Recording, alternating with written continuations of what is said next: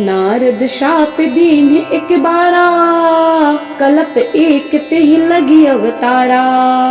गिरिजा चकित भई सुनि बानी, नारद विष्णु भगत पुनि ज्ञानी। कारण कवन शाप मुनि दीन्हा, का अपराध रमापति कीन्हा। नारद मुनि ने भगवान श्री हरि को शाप दिया। इस कारण से एक कल्प में भगवान ने राम का अवतार लिया। यह कथा सुनते ही पार्वती माता ने पुरारी से कहा, हे शंकर जी, लक्ष्मीपति भगवान ने उनका क्या अपराध किया कि नारद मुनि के मन में मोह हुआ और उन्होंने श्राप दिया। नारद मुनि तो विष्णु भक्त और ज्ञानी हैं, फिर उन्होंने अपने स्वामी को श्राप कैसे दिया। यह सुनकर भगवान शिव ने कहा, बोले बिहसी महेश तब ज्ञानी मूढ़ न कोय। जहि जस रघुपति करहि जब, सो तस तेहि क्षण होय। तब महादेव जी हंसकर कहते हैं, ना कोई ज्ञानी है ना मूर्ख है। श्री रघुनाथ जी जब जिसको जैसा करते हैं वह उसी क्षण वैसा हो जाता है। और भगवान शिव माता पार्वती को यह कथा सुना रहे हैं कि नारद जी के मन में मोह कैसे हुआ, नारद जी ने भगवान श्री हरि को श्राप क्यों दिया। इस अद्भुत प्रसंग का श्रवण करते हैं जो रामचरितमानस में तुलसी बाबा ने बड़े अद्भुत ढंग से लिखा है। हिमालय पर्वत में एक बड़ी पवित्र गुफा थी। उसके समीप सुंदर गंगा जी बह रही थी। वह पवित्र आश्रम देखकर नारद जी के मन को भा गया। पर्वत, नदी और वन के विभागों को देखकर नारद जी का मन लक्ष्मीकांत भगवान के चरणों में प्रेम में मग्न हो गया। भगवान का स्मरण करते ही और नारद जी का मन निर्मल हुआ और भगवान पर समाधि लग गई। नारद मुनि की यह तपस्या देखकर देवराज इंद्र डर गया। उसने कामदेव को बुलाकर उसका आदर सत्कार किया और कहा, मेरे हित के लिए तुम अपने सहायकों के साथ नारद की समाधि भंग करने जाओ। यह सुनकर कामदेव मन में प्रसन्न हुआ और चल दिया। इंद्र के मन में डर हुआ कि कहीं नारद जी तपस्या करके मेरा राज्य छीन न ले। जगत में जो कामी, लोभी और कुटिल होते हैं वो सदा कौवे की तरह डरते रहते हैं। जैसे मूर्ख कुत्ता सिंह को देखकर सूखी हड्डी लेकर भागे और वह मूर्ख यह समझे कहीं सिंह हड्डी को छीन न ले, वैसे ही इंद्र को भी लाज नहीं आई। वह यह सोच रहा है कि नारद जी मेरा राज्य छीन लेंगे, इसके लिए वो तपस्या कर रहे हैं। तुलसी बाबा बड़ी सुंदर चौपाई यहाँ लिखते हैं, कहते हैं, तेहि आश्रम ही मदन जब गयो, निज माया वसंत निर्मयो। कुसुमित विविध बिटप बहुरंगा, गूंजहि कोकिल गूंजहि भृंगा। जब कामदेव उस आश्रम में गया तब उसने अपनी माया से वहाँ वसंत ऋतु को उत्पन्न किया। तरह तरह के वृक्षों पर रंग बिरंगे फूल खिला दिए। उन पर कोयले कूकने लगी और भौरे गुंजार करने लगी। चली सुहावनी त्रिविध बयारी, काम कृशानु बढ़ाव निहारी। रंभादिक सुर नारी प्रवीणा, सकल असम सर कला प्रवीणा। अर्थात कामाग्नि को भड़काने वाली 3 प्रकार की शीतल, मंद और सुगंध सुहावनी हवा चलने लगी। रंभा आदि 9 युवती देवांगनाएं जो सब की सब काम कला में निपुण थी, वे सब नारद जी की तपस्या भंग करने में लग गईं और सारी देवांगनाएं बहुत प्रकार से तानों की तरंग के साथ गाने लगी। हाथ में गेंद लेकर नाना प्रकार के खेल खेलने लगी। कामदेव अपने इन सहायकों को देखकर प्रसन्न हुआ और उसने नाना प्रकार के माया जाल किए। काम कला कछु मुनि ही न व्यापी, निज भय डरे हूँ मनोभव पापी। सीम की चापी सकै को तासु, बड़ रखवार रमापति जासु। तुलसी बाबा कहते हैं, कामदेव की कोई कला मुनि पर असर नहीं की। तब वह पापी अपने नाश के भय से डर गया। लक्ष्मीपति जिसके बड़े रक्षक होते हैं, भला उसकी मर्यादा को कोई दबा सकता है क्या। सहित सहाय सभी देती, मानिहारी मन मैन। गहे से जाय मुनि चरण तबे, कही सुठी आरत बैन। तब कामदेव अपने सहायकों समेत डरकर अपने मन में हार मानकर आर्त होकर वचन कहने लगा। मुनि के चरणों को पकड़ लिया। भयउ न नारद मन कछुरोषा, कही प्रिय वचन काम परितोषा। नारद जी के मन में कुछ भी क्रोध न आया। उन्होंने प्रिय वचन कहकर कामदेव का समाधान किया और तब कामदेव मुनि के चरणों में सिर नवाकर उनकी आज्ञा पाकर अपने सहायकों सहित इंद्रलोक को चला गया। तब नारद गवने शिव पाही, जिता काम अहिमति मन माही। मार चरित शंकर ही सुनाए, अति प्रिय जानी महेश सिखाए। तब नारद जी शिव जी के पास गए। उनके मन में इस बात का अहंकार हो गया कि हमने कामदेव को जीत लिया। उन्होंने कामदेव के चरित्र शिव जी को सुनाए और महादेव जी ने नारद जी को अत्यंत प्रिय जानकर, अपना सेवक जानकर नारद जी को शिक्षा दी। भगवान महादेव ने नारद जी से कहा, हे मुनि, मैं तुमसे बार बार विनती करता हूँ, जिस तरह यह कथा तुमने मुझे सुनाई उस तरह भगवान श्री हरि को कभी मत सुनाना। यह चर्चा चलेगी तब भी तुम इसको छिपा लेना। शंभु दीन उपदेश हिते, नहीं नारद ही सुहान। भरद्वाज कौतुक सुनहु, हरि इच्छा बलवान। याज्ञवल्क्य जी भरद्वाज मुनि को कथा सुना रहे हैं और कहते हैं, हे भरद्वाज, हरि की इच्छा बड़ी बलवान है। राम कीन्ह चाहे सोई होई, करई अन्यथा अस नहीं कोई। शंभु वचन मुनि मन नहीं भाए, तब बिरंच के लोक सिधाए। श्री रामचंद्र जी जो करना चाहते हैं वही होता है। ऐसा कोई नहीं है जग में जो उनके विरुद्ध जाकर कुछ कर सके। शिव जी के वचन नारद जी के मन को अच्छे नहीं लगे। तब वे वहाँ से ब्रह्मलोक को चल दिए। एक बार कर तल बर बीना, गावत हरि गुण गान प्रवीणा। क्षीर सिंधु गवने मुनिनाथा, जह बस श्रीनिवास श्रुति माथा। गान विद्या में निपुण मुनिनाथ नारद जी हाथ में सुंदर वीणा लिए हरि गुणगान करते हुए क्षीर सागर को गए, जहाँ वेदों के मस्तक रूप वेदांत तत्व मूर्तिमान लक्ष्मी निवास भगवान नारायण रहते हैं। हर्ष मिले उठ रमा निकेता, बैठे आसन ऋषि समेता। बोले बिहस चराचर राया, बहुते दिनन कीन्ह मुनि दाया। भगवान रमा निवास उठकर खड़े हुए, आनंद से मुनि से मिले और नारद जी के साथ अपने आसन पर बैठ गए। अर्थात जिस आसन पर स्वयं भगवान विराजमान हैं, उसी आसन पर भगवान ने नारद जी को कहा, हे नारद, बहुत दिनों बाद आए हो, तुम भी मेरे साथ बैठो। और नारद जी भगवान के साथ बैठ गए। काम चरित नारद सब भाखे, यद्यपि प्रथम बरज शिव राखे। अति प्रचंड रघुपति कई माया, जेहि न मोह अस को जग जाया। यद्यपि श्री शिव जी ने उन्हें पहले से बरज रखा था, रोक रखा था, तब भी नारद जी ने कामदेव का सारा चरित्र भगवान को कह सुनाया। श्री रघुनाथ जी की माया बड़ी ही प्रबल है। जगत में ऐसा कौन जन्मा है जिसे वह मोहित ना करे।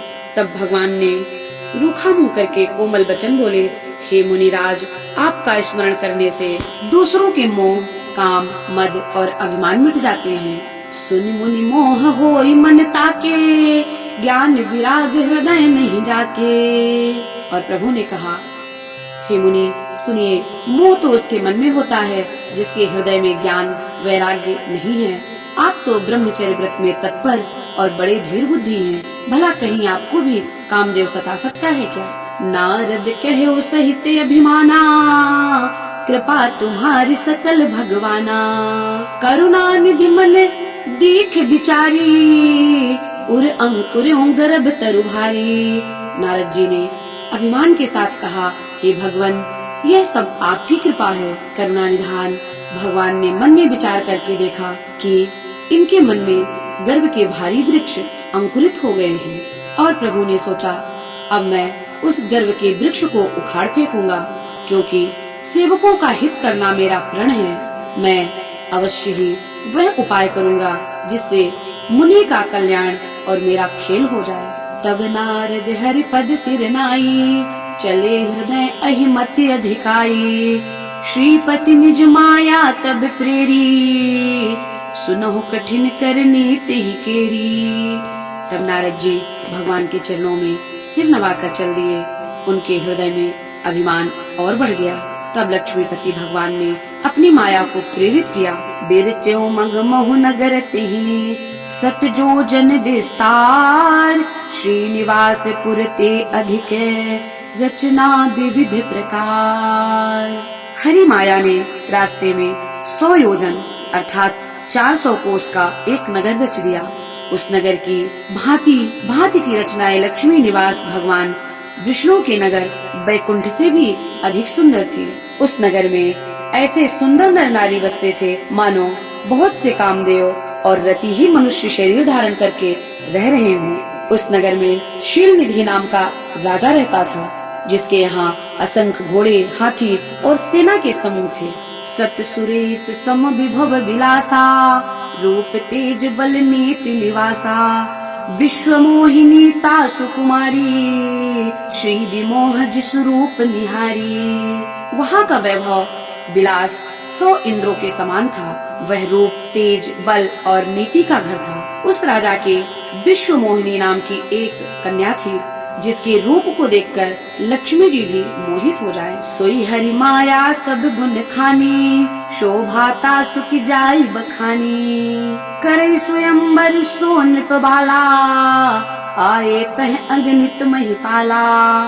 वह सब गुणों की खान भगवान की माया ही थी। उसकी शोभा का वर्णन कैसे किया जा सकता है। वह राजकुमारी स्वयंवर करना चाहती थी, इसलिए वहाँ अगणित राजा आए हुए थे। चलते चलते मुनि नारद जी उसी नगर में आ गए। नगर वासियों से उन्होंने सब हाल पूछा। सब समाचार सुनकर वे राजा के महल में गए। राजा ने मुनि की पूजा की, आसन पे बिठाया और फिर राजा ने राजकुमारी को लाकर नारद जी को दिखाया और पूछा, हे नाथ, आप अपने हृदय में विचार कर मेरे कन्या के सब गुण दोष कहिए। देख रूप मुनि बिरत विसारी, बड़ी बार लगी रहे निहारी। लक्षणता सुबिलो की भुलाने, हृदय हरस नहीं प्रगट बखाने।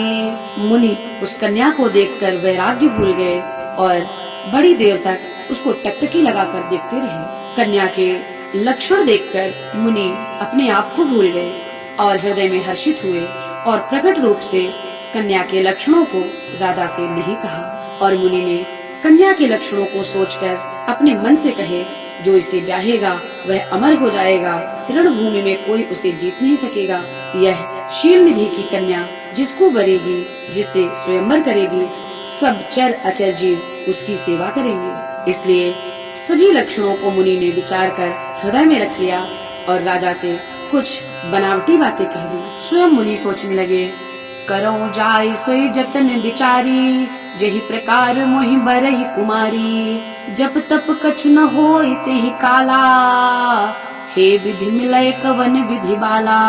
और जाकर सोच विचार करने लगे कि क्या उपाय करूं जिससे यह कन्या मुझे ही बर ले। इस समय जब तक कुछ नहीं हो सकता। हे विधाता, मुझे यह कन्या किस तरह मिलेगी। ऐसे चिंता में मग्न हो गए मुनि।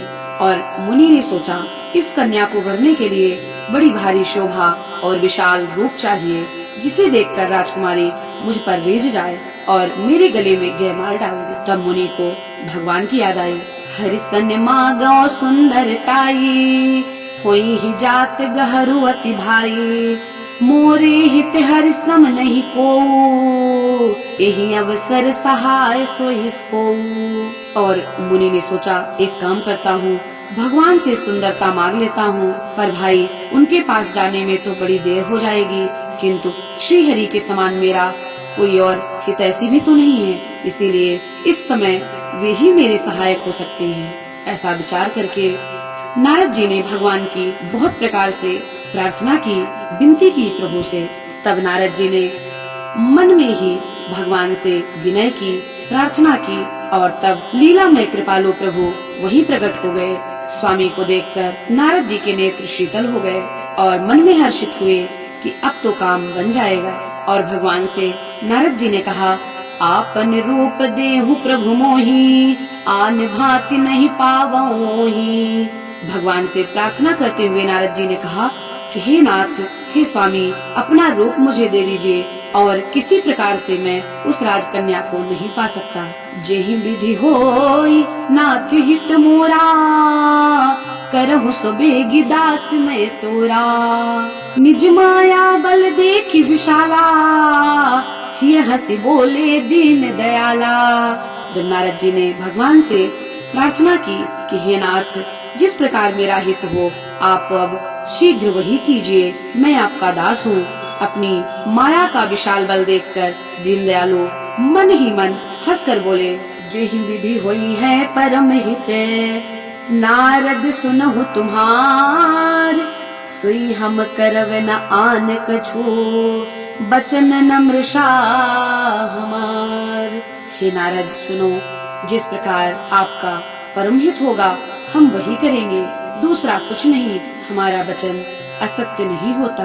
और भगवान ने इन सब के बीच में कुछ गूढ़ वाणी कहते गए, परंतु नारद जी को इस समय समझ नहीं आ रहे थे। भगवान ने कहा, कुपथ मांग रुज व्याकुल रोगी, वैद्य न देहि सुनहि मुनि जो, वैद्य न देहि सुनहु मुनि जोगी।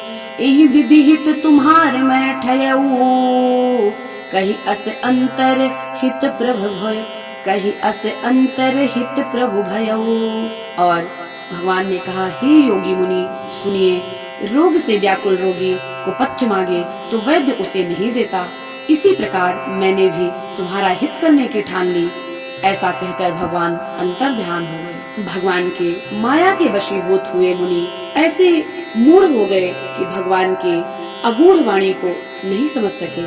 और फिर ऋषिराज नारद जी तुरंत वहाँ गए जहाँ स्वयंवर की भूमि बनाई गई थी। माया विवश भय मुनि मूढ़ा, समुझे नहीं हरि गिरा निगूढ़ा। गवने तुरत तहाँ ऋषिराई, जहाँ स्वयंवर भूमि बनाई। भगवान की माया के वशीभूत हो गए मुनि और भगवान के अगूढ़ वाणी को वे नहीं समझ सके। ऋषिराज नारद जी तुरंत वहाँ गए जहाँ स्वयंवर की भूमि बनाई गई थी। राजा लोग खूब सज धज कर समाज सहित अपने अपने आसन पर बैठे थे। मुनि मन ही मन प्रसन्न हो रहे थे कि मेरा रूप बड़ा सुंदर है, मुझे छोड़कर कन्या भूल कर भी किसी दूसरे को नहीं वरेगी। कृपा निधान भगवान ने मुनि के कल्याण के लिए उन्हें ऐसा कुरूप बना दिया था कि जिसका वर्णन नहीं हो सकता। पर यह चरित्र कोई और नहीं जान सका। सबने उन्हें नारद ही जानकर प्रणाम किया। रहे तहाँ दुई रुद्र गणे, तेजा नहीं सब भेऊ। विप्र वेश देखत फिरहि, परम कौतुकी तेऊ। वहाँ शिव जी के दो गण थे, वे सब वेद जानते थे और ब्राह्मण का वेश बनाकर सारी लीला देखते फिरते थे। वे बड़े ही मौजी थे। जेहि समाज बैठे मुनि जाई, हृदय रूप अहिमति अधिकाई। नारद जी अपने हृदय में रूप का बड़ा अभिमान लेकर जिस पंक्ति में बैठे थे, ये शिव जी के दोनों गण भी वहीं बैठ गए। ब्राह्मण के वेश में होने के कारण उनकी इस चाल को कोई नहीं जान सका। वे नारद जी को सुना सुना कर व्यंग वचन कह रहे थे। भगवान ने इनको अच्छी सुंदरता दी।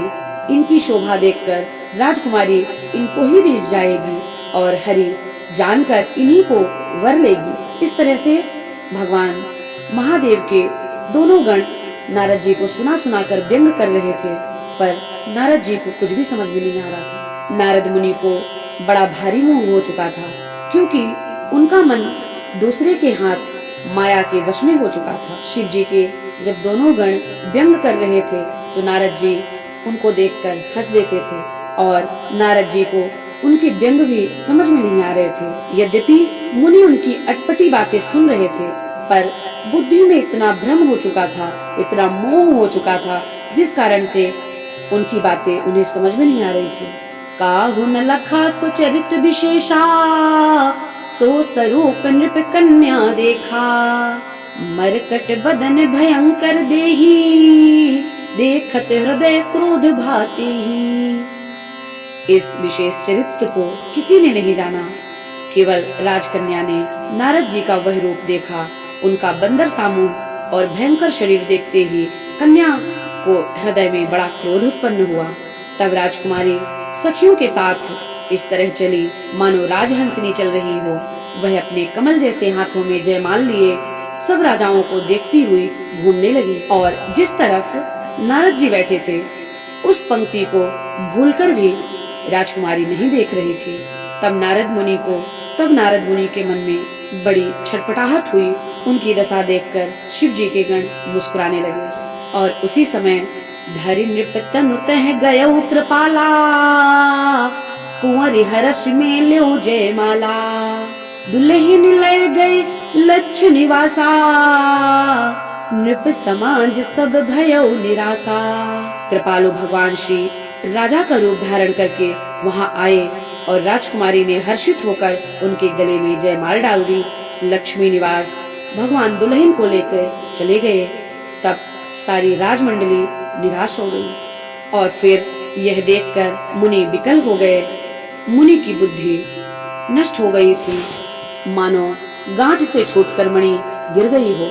तब शिव जी के गणों ने मुस्कुराकर नारद जी को व्यंग किया और कहा, जाकर दर्पण में अपना मुख तो देख लीजिए। इतना कहकर दोनों गण भयभीत होकर वहां से भाग गए। मुनि ने जल में जाकर अपना मुंह देखा। अपना रूप देखकर उनका क्रोध बढ़ गया। उन्होंने शिव जी के उन गणों को अत्यंत कठोर शाप दिया। मुनि ने कहा, हो निशाचर जाई तुम, कपटी पापी दो, हस्यो हम ही सोले हो फले, बहुरी हस्यो मुनि को।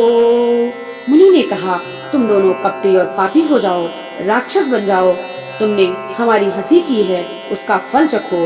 अब फिर किसी मुनि की हंसी नहीं करना। और फिर मुनि ने जल में अपना मुंह देखा। तब असली रूप प्राप्त हो गया और उन्हें संतोष नहीं हुआ। उनके होंठ फड़फड़ाने लगे, मन में क्रोध हुआ। तुरंत वे वहाँ से कमलापति के पास के लिए चल दिए, अर्थात भगवान श्री हरि के पास चल दिए और मन में सोचते जा रहे थे, जाकर या तो शाप दे दूंगा या अपने प्राण त्याग दूंगा। उन्होंने जगत में मेरी हंसी कराई। दैत्यों के शत्रु भगवान हरि उन्हें बीच रास्ते में मिल गए। साथ में लक्ष्मी जी और वही राजकुमारी थी। बोले मधुर बचन सुर साई, मुनि कह चले बिकल की नाई, सुनत बचन उपजाति क्रोधा, माया बस न रहा मन बोधा। भगवान ने मीठी वाणी में कहा, हे मुनि, व्याकुल की तरह कहाँ जा रहे हो? ये शब्द सुनकर नारद जी को बड़ा क्रोध आया। माया के वशीभूत होने के कारण मन में चेतना रहा।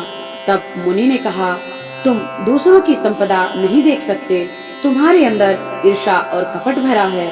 समुद्र मथते समय तुमने शिव जी को बावला बना दिया और देवताओं को प्रेरित करके उन्हें विषपान करा दिया। अशुभों को मदिरा और शिव जी को विष। तुमने स्वयं लक्ष्मी और सुंदर कौस्तुभ मणि ले ली। तुम इतने बड़े धोखेबाज और मतलबी हो, सदा कपट का व्यवहार करते हो। परम स्वतंत्र न सिर पर कोई, भावई मन ही करहु तुम सोई।